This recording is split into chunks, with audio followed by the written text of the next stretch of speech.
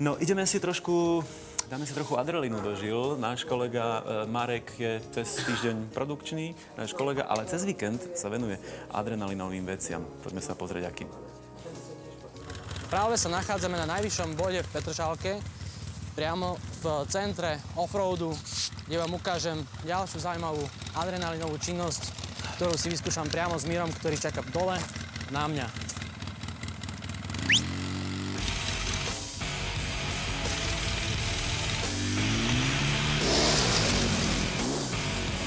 Zvezeš ma dole? Jasne. Tak poďme.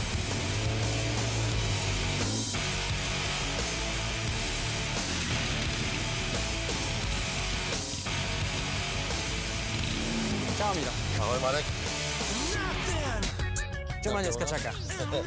Tak čaká ťa jazda na offroadovom terénnom aute. Tento kopec je umelá skladka, stará Petržalka. My sme na nej namotali 5-kilometrovú dráhu. Je dosť náročná, v niektorých úsekoch ide o extrémne bočné náklony, výjazdy, zjazdy, kríženia náprav a podobné veci. Aby si človek vyskúšal vlastne, čo to terénne auto dokáže. Je to úplne rozdielne, jak jazda po normálnej ceste.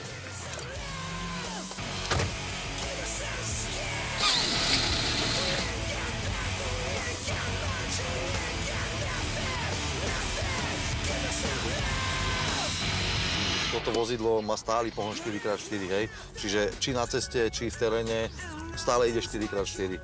Akurát my teraz zredukujeme prevody, hlavne preto, lebo to auto bude mať trojnásobnú silu. Dáš si jednotku, hej. Jednotku. Pustíš spojku a nebudeš, a pojeme tu doprava dole tým kopcom. To je tá cesta, čo nevidíš ju, ale za chvíľu zbadaš. Čiže na jednotke pustiť spojku, nebrzdí, pôjdeš len na v podstate na jednotke a to auto pôjde samo dole, hej? Bez toho, aby sa dotkol akéhokoľvek pedálu, áno?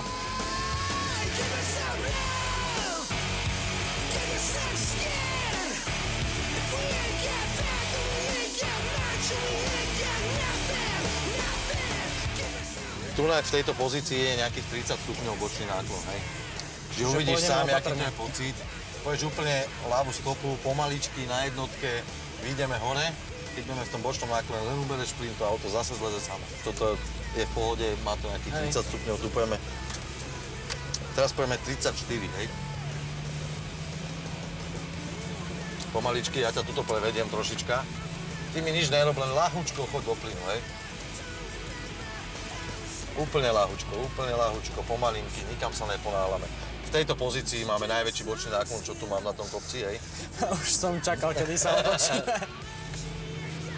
Túto budeme robiť to kríženie náprav, hej. Čiže zase vozidlo sa zastavíme, zase jednotka. Vždycky do tej prekážky si dávať jednotku. Hej, pôjdeme pomaličky, krokom, ľahký plyn. Angličania to volajú, že shaker.